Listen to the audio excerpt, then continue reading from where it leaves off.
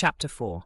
The day the house forgot baby bookworm, Mama's key turned in the lock the way it always did, but that afternoon the sound felt too loud, as if the house itself had been holding its breath. She dropped her bag, knelt, and kissed her little girl on the forehead. "Where's your brother?" Sister shrugged, eyes still glued to the picture book in her lap. "Haven't seen him all day."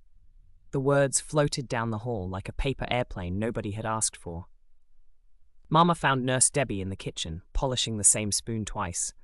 "Is the baby off on one of his adventures?" Debbie's usually steady fingers trembled. "Don't know, ma'am. I've been on the locate since snack time. No tracks, no trails, no crumbs." Mama's next call went to Captain Peterson at the dock. "Any ships unaccounted for?" "Every vessel's moored and mocking me," the captain said. "Why?" "I'm missing a child." The line went quiet except for gulls in the background, screaming at something they couldn't name. Baby bookworm had vanished before, once beneath the helmsman's seat of the SS Crouton, once inside the pantry's darkest cereal box, but never without a giggle echoing somewhere. This silence was new, sharp, hollow. "Check the pool," Mama told Debbie. "I'll circle outside." Debbie marched to the natatorium. Sunlight jittered on the water, kids splashed like normal. No diaper, his usual flag of rebellion, draped over the rail. Mama walked the block, calling his name softly at first, then louder, until the syllables felt like strangers on her tongue. Captain Roberts barked from his porch. "That little gremlin? Not since morning. Ask Nana." Nana rocked on her veranda, needles clicking. "Sorry, love. Haven't seen the Explorer today." Mama's thank you came out a whisper. Back home, Sister had already combed every foodie landmark. The jelly bean bush, the licorice lamppost, the hot dog cart whose vendor keeps extra mustard for the worm with the advanced palate. Nothing. Mama dialed 911. "Barely 6 hours," the dispatcher said gently. 24 is the magic number. Mama hung up and felt the world tip. Cupboards yawned. Closets coughed up nothing but shadows. She climbed the stairs last, legs heavy, heart heavier, ready to bury her face in the quilt and let the tears come. But the bed was lumpy in the wrong way, like someone had left a loaf of bread under the covers. She peeled the blanket back. There he was. Baby bookworm, curled into a comma, cheeks flushed, lashes trembling with dreams. The smallest snore in the universe slipped from his lips. Mama's panic cracked open into a laugh that sounded like a sob. She lifted him, kissed the crown of his head exactly 11 times, one for every hour he'd been gone, and carried him to his crib. He never woke, just groped for Blanky and Teddy, rolled over, and kept piloting whatever starship he'd commandeered in sleep. Debbie's voice drifted down the hall. "Found?" "Found," Mama answered, and the house exhaled. Word spread faster than butter on warm toast. Corn dogs were fried in celebration. Sister drenched hers in mustard spirals. Mama chose ketchup because it felt like comfort. Baby bookworm slept through the feast, dreaming, no doubt, of zero-gravity popcorn. At 4 a.m., the television's blue glow tiptoed across the living room rug. Sister was already there, blanket cape over her shoulders. She patted the cushion. Baby bookworm climbed up, fuzzy-footed, eyes blinking like 2 tiny moons. She kissed the top of his head. "You really scared Mama yesterday." He offered a sleepy huh? That meant, in worm language, I was here the whole time. They watched asteroids explode on the cartoon screen until bacon smells summoned the sun, and Mama, who pretended to scold, but ended up snuggling them both into one chair. After breakfast, Mama left for work. Debbie chased Baby Bookworm toward the bath. He shot down the hall shrieking, "Get away from me, Darth Nurse Debbie!" And so the day's next adventure began. Exactly the way every adventure does in the house that once, for a few heartbeats, forgot its smallest astronaut. Chapter 4.5. The Salt, the Ship, and the Diaperless Astronaut. Mama was 3 decks down inside the orbital repair bay, wrists deep in a misbehaving replicating gyro. The brass ring that spun breakfast, lunch, and spare O-rings had developed a stutter. Every 7th revolution it coughed up a single, perfectly useless shoelace. She stared at the glitch the way other people stare at night skies, searching for a constellation that would tell her what to fix.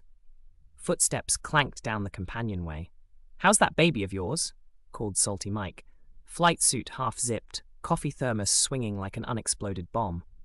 "Good," Mama answered, wiping grease off her brow. "Try not to bring me back any extra cargo today." Mike saluted with 2 fingers and disappeared toward the tarmac, boots drumming like bad gossip. Back home, Nurse Debbie had set the laundry basket down for 3 seconds, long enough for a diaper to vanish. She found it moments later on the front porch, folded with military precision and pinned under a seashell. A bare-bottomed baby somewhere on a military base was a court-martial waiting to happen. Debbie sighed the sigh of every adult who has ever lost a worm in a world built for giants, and began the hunt. Meanwhile, Salty Mike taxied the scout ship Brine Shrimp onto the launch rail. He never noticed the small pink stowaway curled inside the map pocket, clutching a travel-sized salt shaker like a teddy bear.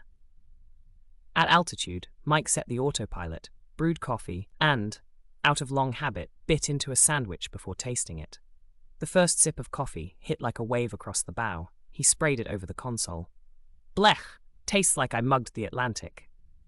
He pried open the sandwich. White crystals glittered between ham and rye, thick as January snow.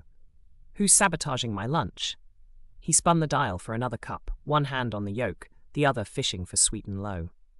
Out of the corner of his eye, a chubby pink astronaut screwing the cap off the salt shaker and dumping the entire load into the fresh brew. Stowaway! Mike roared, lunging. Baby Bookworm squealed, executed a perfect zero-G tumble, and rocketed down the companion tube. Salt streamed behind him like comet dust. Mike gave chase, cursing in 3 languages and inventing a 4th. He cornered the worm in the cargo net, pinned the wriggler with 1 finger, and suddenly recognized the face that launched 1,000 babysitters. Why, you tiny condiment terrorist? Bookworm blinked innocent spirals. You're salty, Mike. Salty needs salt. Logic only a toddler could weld. Mike's glare melted into a laugh big enough to rattle the bulkhead.